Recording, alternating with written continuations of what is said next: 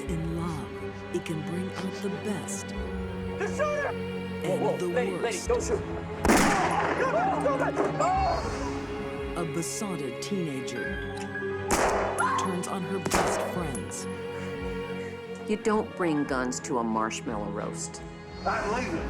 A mother chooses her boyfriend over her only child. I can't imagine what she would be thinking. And frankly, I don't want to. I don't want to think like Penny Boudreau. And a nurse becomes a killer on the run. She didn't regret anything. She did it for the love of her life. These deadly women live with blood on their hands, thanks to love gone wrong.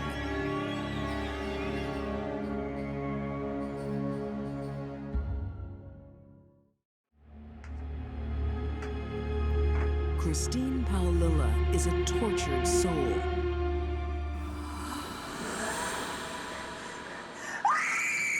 She would be instantly terrified. She would see her face in the mirror. Haunted by the faces of her 4 murdered friends. It was tragic and it was awful. And it was something, no matter what they were doing, they certainly did not deserve.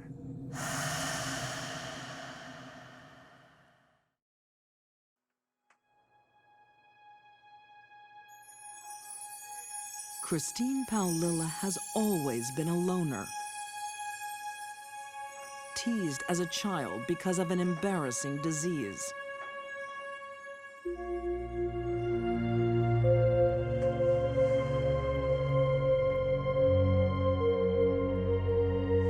Alopecia, or hair loss, is almost always caused by severe stress. I mean, the fact that Christine lost her hair at such a young age is so sad, but it speaks to the enormous stress she was under.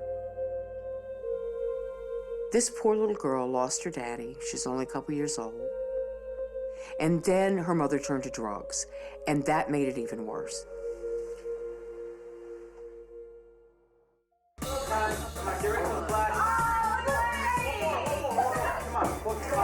Against the odds by the age of 17, Christine is no longer the ugly duckling.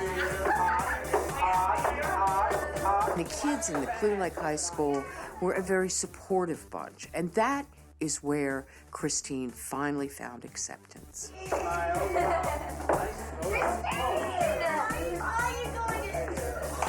Life is on the up when she meets her first boyfriend, Chris Snyder.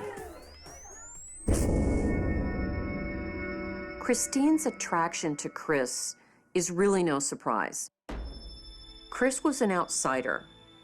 Christine felt like an outsider all her life, so it was really a perfect match. Christine also has her first real girlfriends. Popular senior students, Rachel Colorutis and Tiffany Rowell. They knew Christine had been picked on and made fun of, and they kind of took her under their wing and made her feel accepted. Christine is now part of the in crowd, the party set. Tiffany was living in a home in her senior year in high school without any parent. She had a boyfriend who was very involved in ecstasy and marijuana, and there's a strong suspicion of a lot of drug dealing activity going on in the house.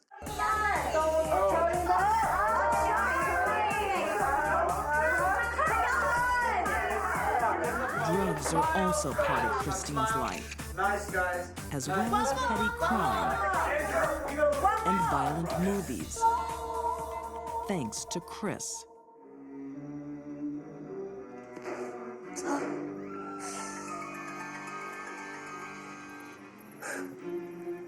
Have you ever thought about what it'd be like to actually kill someone?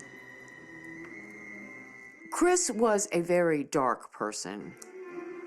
I think it'd be the biggest rush in the whole world. taking pretty much a path of destruction and not caring who he took with him. He seemed to be very much a sociopath. What would you say if I could get you a gun?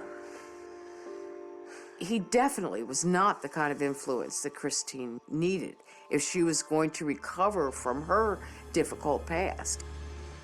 That's something you might be interested in. Yeah. Yeah? I think Christine was a ticking time bomb, and Chris Snyder lit the fuse.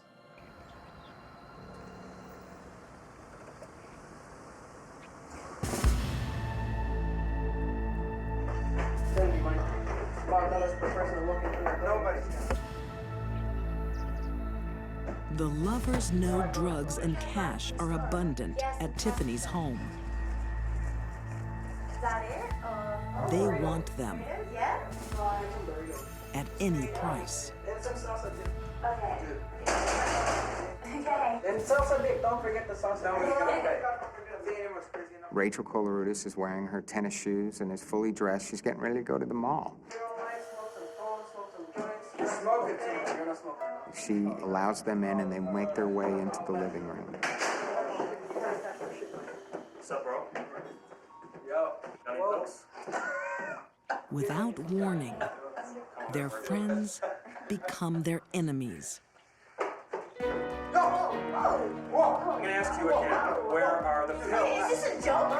It was clear the way things quickly developed that they were willing to do whatever it took to get what they want. Dude, sit back! Shut up! You two, shut up! Shut up! While Snyder is holding the others on gunpoint, Christine Paolilla takes Rachel through the house to look for the drugs and the money. Come on! Put them in there. Put the gun down and Shut up! But robbery is not enough.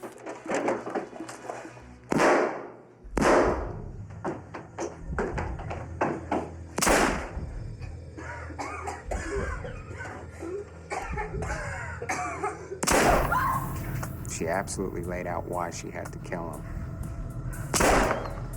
She said, don't rob your friends. You couldn't rob your friends because they would be able to identify you.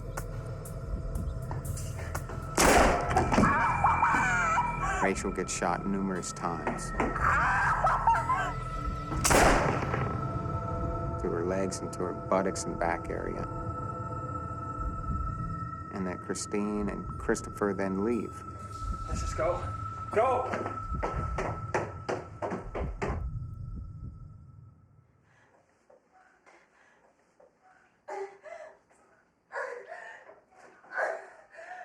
Rachel is still alive. Critically wounded, she makes a desperate attempt to get help. I can only imagine that there was just sheer fear and terror.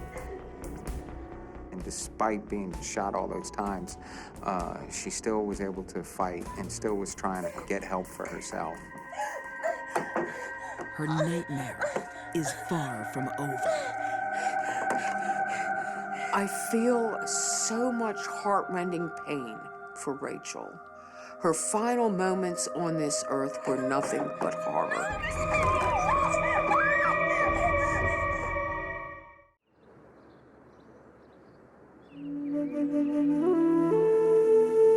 In the summer of 2003, in Clear Lake, Houston, 4 young friends are shot in cold blood.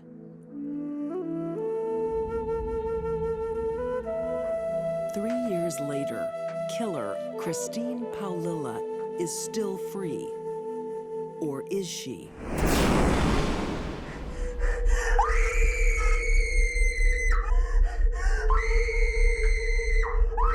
Her conscience is wearing her down.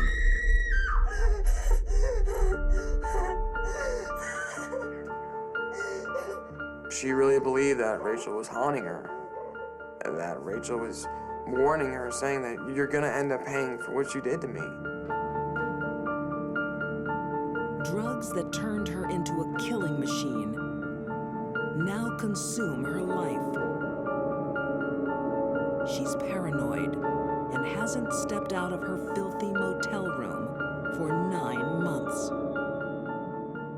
There was a line of syringes, like little soldiers on the dresser, all filled with heroin, ready to fire away. Christine's only companion is her new husband, Justin Rott, a fellow drug addict. She said, I trust you, and I need to talk. So I had to go back inside to make sure that they were all dead.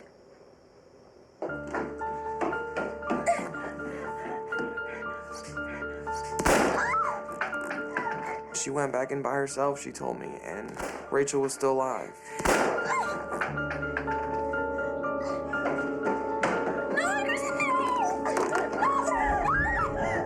She was pleading, please, please.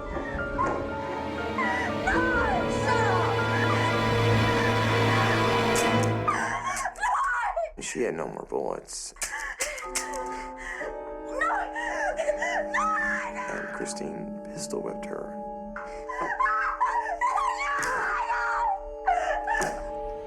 Until she died.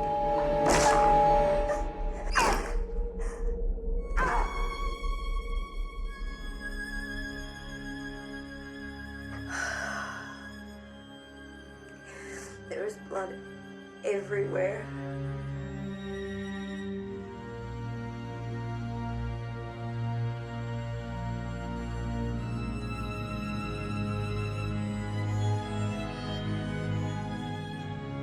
She told me she got back in the car and Chris took her to work 30 minutes after this happened. You went to work. And I think that's what really got me the most.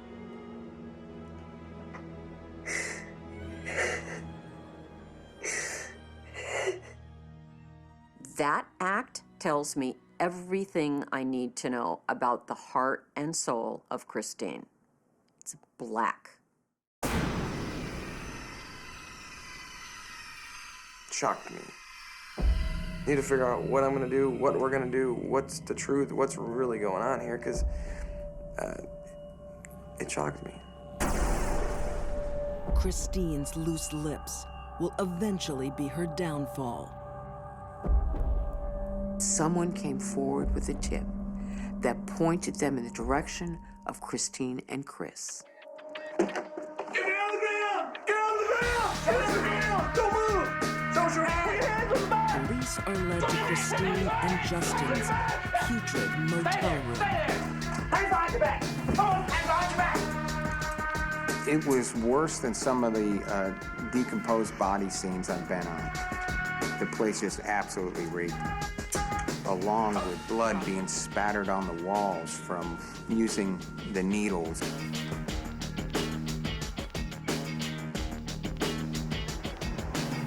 Under police questioning, Justin crumbles. Not until the day we actually got arrested did it actually become real and like, she did do this. Everything she's told me is true. This isn't a joke, this isn't fake, this is real. Christine is convicted of 4 counts of murder. An automatic life sentence. The other killer, Chris Snyder, will never be brought to justice. By the time they got there, Chris was dead. He'd gone into the woods and taken his own life. Some people say, oh, that shows Chris's remorse. I don't think so. That's the hallmark of a sociopath. Christine killed the only 2 girlfriends she ever had, and she did it without anger. Christine could probably kill anyone. She's a very dangerous woman. I 1 don't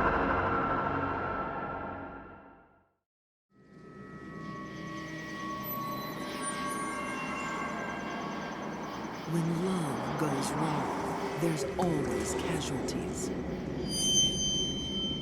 I can't imagine what was going through Penny Boudreau's mind in those moments on that dark road.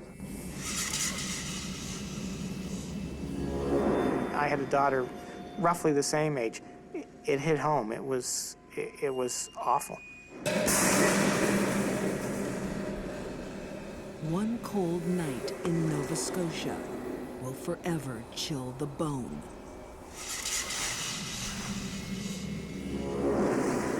I can't imagine what she would be thinking. And frankly, I don't want to. I don't want to think like Penny Boudreau.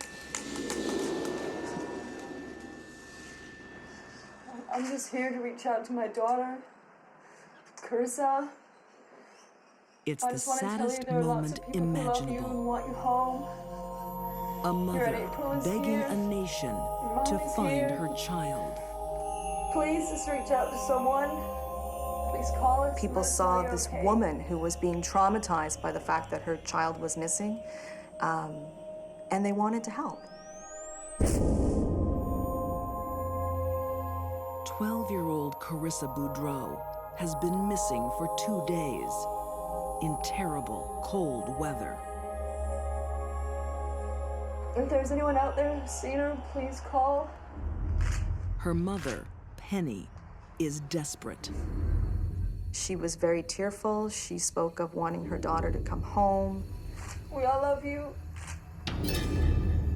But it is all a lie. Journalist Lisa Brown was at that press conference. The winter of 2008, in Bridgewater, Canada. Penny appeared to be a very upset, distraught mother who was concerned about her child. That's certainly what the community as a whole saw.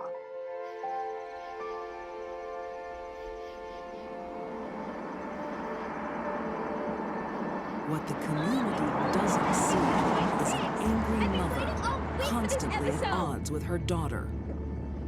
We are not going home! Just let me out of the car, I'll walk home! You are not getting out of the car! You're ruining my life! Oh, I'm ruining your life! Penny's parenting is going badly. You are making me crazy! You are pushing me! Oh my God! Just let me out of the car! When her 12-year-old daughter would be upset, screaming and yelling, as 12-year-old girls are prone to do, Penny got right there with her. Mom, I want to go home! You keep pushing me, I tell you! Acting like another 12-year-old, screaming and yelling. Stop screaming at me! You just keep pushing me! I hate you, I hate you, I hate you! And this cold night, the arguments will stop. She finally drove to a rural road right outside town. You're crazy, Mom! You're letting me out of the car! And told Carissa that if she wanted to get out, now was her chance. I'm telling everybody in school what a bitch you are! Carissa got out of the car, and Penny tackled her. You're a psycho!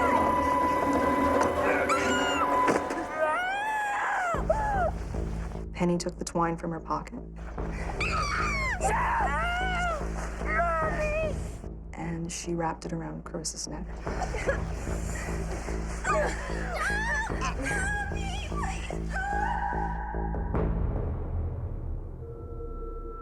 It's going to take approximately 2 to 3 minutes to kill someone with a ligature. The fact that her mother was kneeling on Carissa's chest meant that it was more difficult for Carissa to breathe. She would have attempted to gasp for air, at the same time looking into the eyes of her mother.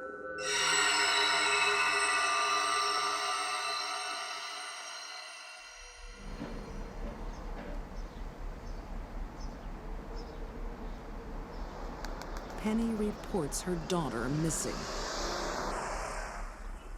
Initial indication was, okay, this is an upset child. She may have run off and she may be hiding with a friend.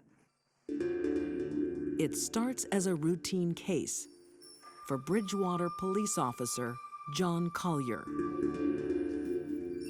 Usually with our efforts, We are able to locate the young person within 48 to 72 hours. Your friend Sarah is worried sick. This didn't happen. Please just reach out to someone and let us The know press you're okay. conference yields few If leads. there's anyone out there who's seen her, please call. How could it? The fact that Penny went in front of a camera and made pleas to the public as the broken-hearted mother I just want to tell you have lots of people who love you. speaks to her evil nature.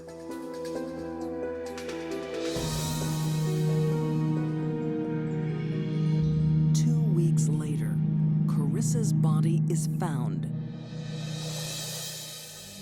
Where and how her mother left her.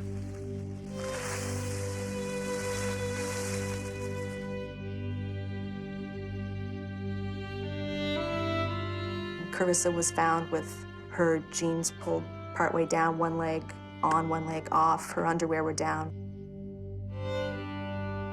She didn't think the body would be found for quite some time, and she believed that people would think that Carissa had been sexually assaulted, and that would aid her case.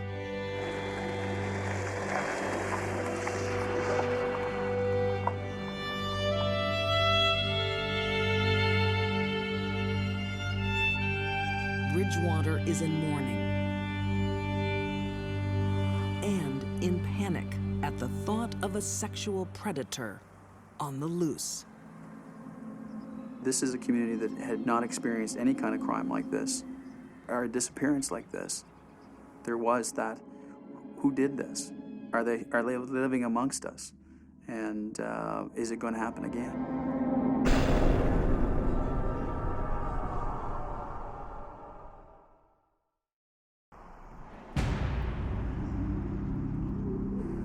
In January 2008, the Canadian town of Bridgewater, Nova Scotia, is shocked by the brutal murder of a young girl. There were numerous concerns within the community that there was possibly someone who was out there sexually assaulting children. But the truth is far more disturbing.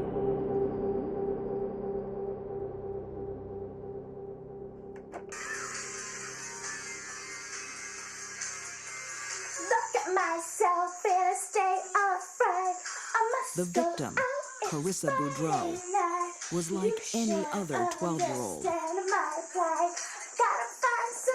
And so is her mother. What the hell have you been saying about me at school? You better not have broken my stereo. Answer the question. Penny's extreme immaturity is highlighted by the fact that when her daughter would be upset and maybe screaming and yelling, Mother, I hate you. Well, I hate you. Penny, rather than acting like the adult, would start screaming and yelling also. Little brat, you better tell me what you said. The barrier. Oh, get out of my room. Her boyfriend, Stay here. Vernon McCumber, is tired of the constant arguing. Well, that was real constructive, wasn't it? Don't you start. I'm supposed to stay here and put up with all this crap? Well, I had enough. I'm leaving. Vernon didn't say that. I'm serious. Either she goes or I go. He did not mean it by the way of ultimately you should murder her, but he meant that she either has to go back to her father or the relationship is over. Penny doesn't take any chances. To keep her lover, she murders her flesh and blood. How could you do that? I did this for How could you? It's a shocking choice that no one can imagine. Penny, talk to me. Until there's a surprising breakthrough. The neighbors of theirs actually overheard Penny Boudreau and Vernon McCumber arguing in their apartment. You gave me an ultimatum. I had nothing to do with this. You disgust me. Mr. McCumber, of course, making certain statements to the fact of, Penn, why did you do this? I did it for us. You said her or me. That's not what I meant, you crazy bitch. We were looking at potentially the mother and Vernon McCumber being involved in Carissa's death. Both are arrested on suspicion of murder. Although Vernon believes Penny is the murderer, he says nothing. Good work, right? So you know this guy well? Yeah. I'll go for him as soon as I get out. Probably Thursday. Without a confession, police pin their hopes on an elaborate sting. I've recruited for him before, so he trusts me. Don't you worry about that. They had put the undercover operator in first with the boyfriend. No promises till he meets you, though, okay? Yeah, of course. Became a confidant of him. I'm definitely interested. Indicated to him that he was part of a cross-country crime organization originating out of Montreal, that they could possibly use his help in around this area.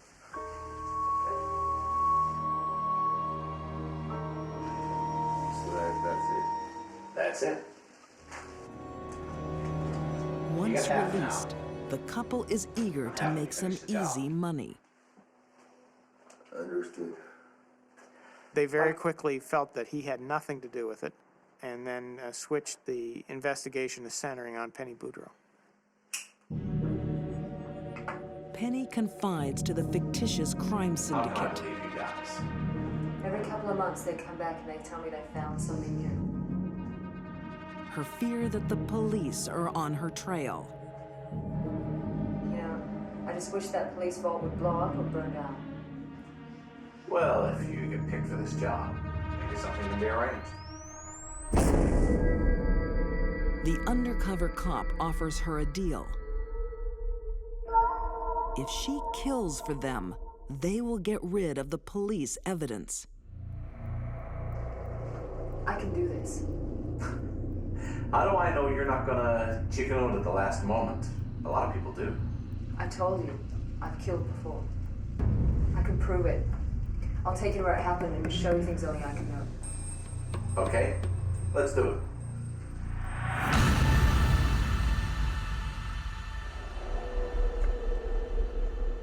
Penny walks straight into the police trap. And before hidden cameras, reveals more than could be imagined. She reenacts her brutal crime. It was chilling to watch the videotape of how cavalier she discussed the murder of her daughter. Hands behind her back, had to get my knee on her just to hold her down. I got my twine. Just pulled it. She told the undercover operator she put the twine around her neck and strangled her daughter as she was staring her in the face. I don't really hold it down a bit. She wanted to talk about what she did. She was proud about what she did. Stronger than her. She didn't last too long. And too stupid to remain quiet about it. Okay. Penny Boudreau seals her own fate. She pleads guilty to second-degree murder and is sentenced to life in prison.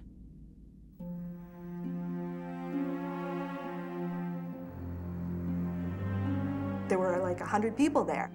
They stood outside and they jeered and they shouted and they shouted obscenities at her and they called her names.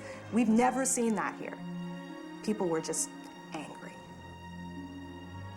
Tragic thing is, a 12-year-old child who hadn't hurt anybody is no longer with us. Penny Boudreau is a monster. She is the poorest excuse of a mother I've ever seen.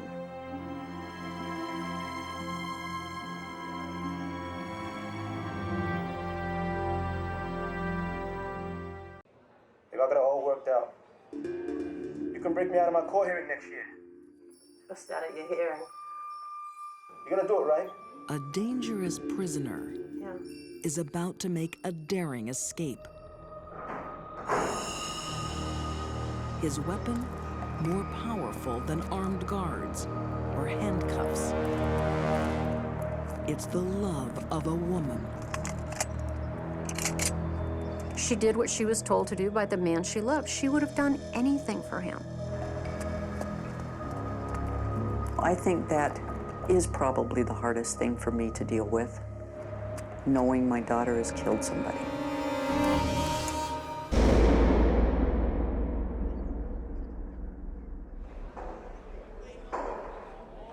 In a Tennessee prison, a married mother of 3 begins work as a nurse. She worked shift at the prison, and she was getting harassed by the other prisoners.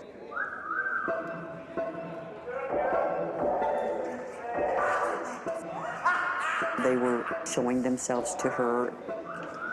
So one of the guards says, well, I think we have somebody that can walk around with you and help you with these problems. Jennifer, ask him thou shalt receive. Want you to meet your new bodyguard, George Hyatte. How you doing, Jennifer? George Hyatte isn't a warden. It was all mine. Thank you, Warden. He's a violent, hardened criminal, serving 30 years for armed robbery and assault. Anything you need, Jennifer? I'm your man. Thank you.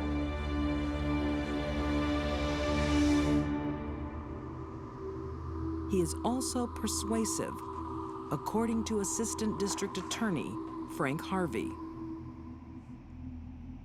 By all accounts that we've gotten, George Hyatte can be a very charismatic, charming, likable fellow. Choosing the wrong man has been a lifelong problem for Jennifer. Jennifer has a disorder of affection. She has to be attached to some man who she thinks loves her for her to feel complete. The emotional weakness makes her easy prey for George. She was at the point in her life where she thought everything was just going downhill, and he just picked her up, and she was just caught up in it. She was easy pickings for George Hyatte.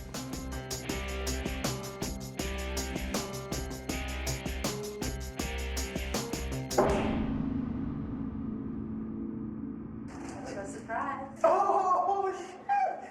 You got a shrimp, girl? Yeah. Oh, Jennifer is happy to break the rules for her man. Oh, baby, you're great, man. They pretty quickly developed an inappropriate, intimate relationship. And in short order, she got fired for, of all things, smuggling into him fast food. I believe it was shrimp. But Jennifer is now obsessed. She walks out on her husband and children and moves closer to the prison.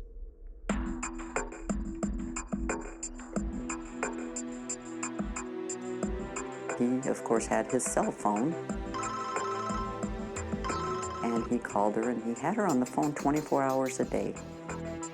I wish I was there with you. I wish you were here too. Now that he has a girlfriend on the outside, Baby, I love you. he won't risk losing her. Will you marry me? Yeah, okay.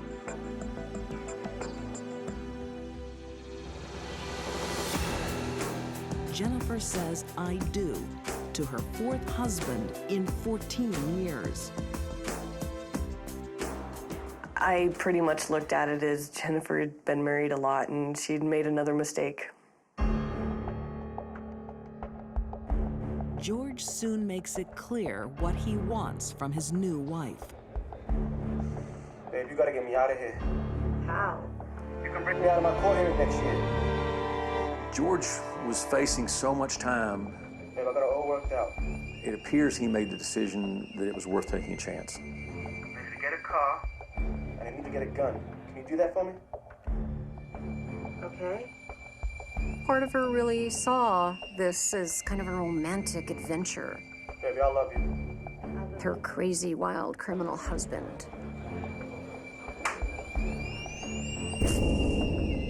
Jennifer is about to make a life or death decision.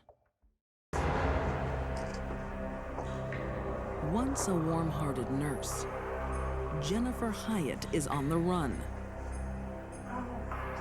She has been shot in the hip, helping her criminal husband escape from custody. Jennifer is the type of person that would not hurt anybody. She cared for animals. She cared for older people. She never had a mean bone in her body. So this is something that was completely out of character for Jennifer. We're free, baby. We did it. Now she has a price on her head. And it's all for love. All she wanted was a chance to be with the man she loved, and it was somehow unfair that she couldn't have that.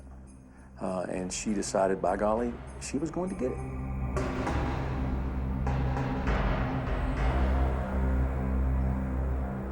It's August 2005. George Hyatte is on his way back to prison after a court hearing. It is here that Jennifer will prove her devotion to her husband. They had a very specific plan. She was told by George, think this over, go through this in your mind, be prepared, be prepared, be prepared. Jennifer approached the van. Just shoot him! Whoa, whoa, lady, don't shoot. George said shoot, and she did. All she heard was the man she loved telling her to do something. Let's go, baby, let's go, baby!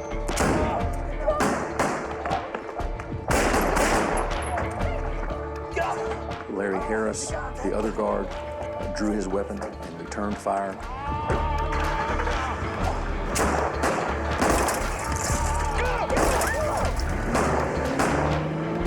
Jennifer was wounded.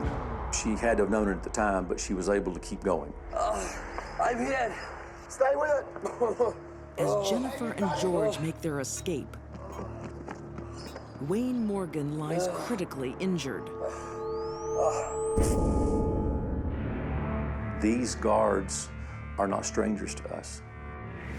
We knew these people on a first-name basis. So it was personal to all the people involved in the court system, and was just a shock. It is an even greater shock for Jennifer's mother.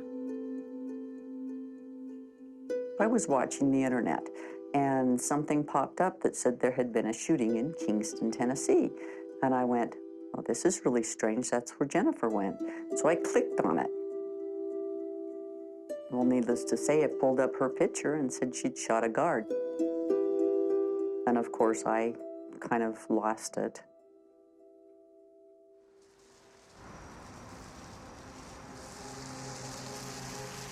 Hiding in a motel in Kentucky, Jennifer hears the fateful news that will seal her future. In an exchange of gunfire, the corrections officer was shot in the abdomen and later died in hospital.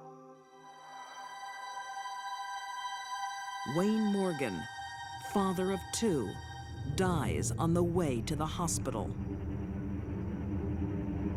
He did what he was sworn to do. That was to try to keep his prisoner, and he died for it.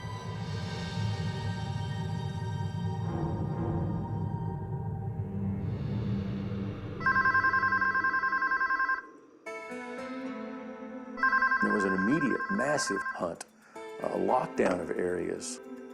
Hello? It was all over the media. This is Deputy Nikki Ralston of the United States Marshal Service. After 36 hours on the run, the couple are surrounded in Columbus, Ohio. Get George and come out of the room with your hands held up. They knew there was no place further for them to run. So,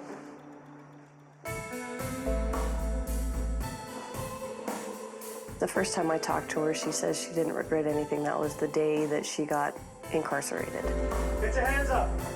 Now turn around and walk backwards towards us. She says everything was great and everything was wonderful, and she did it for the love of her life. Hands up, higher. I think that she was totally manipulated with this husband of hers. He had done this 5 times before, and he finally found somebody that he could manipulate to the point where she would do this for him. I do not think that Jennifer's intention was ever to shoot. Sally Lamson believes her daughter's version. She was holding the gun, and one of the guards reached for the gun, and it scared her, and she pulled the trigger. But eyewitnesses are adamant she followed George's orders. If it were otherwise, why would she have bullets in the gun? Why would she bother to know how to use the gun? If it were otherwise, why would she take the safety off the gun? She had the opportunity to back away, and she didn't. She shot instead.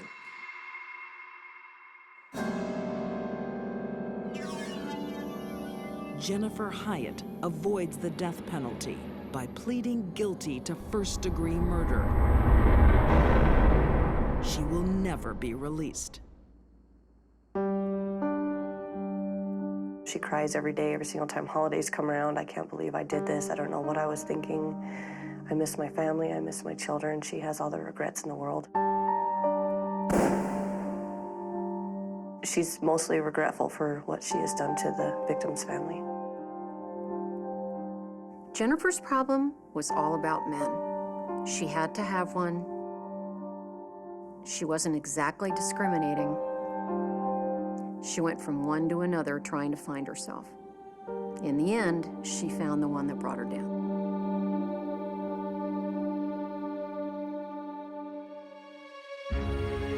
These deadly women put love before lives.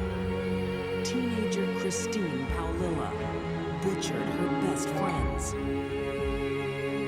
Penny Boudreau strangled her 12-year-old daughter to keep her lover. And nurse Jennifer Hyatte gunned down a guard to free her husband. Cold, calculated murders by women desperate to please. The result of love gone wrong.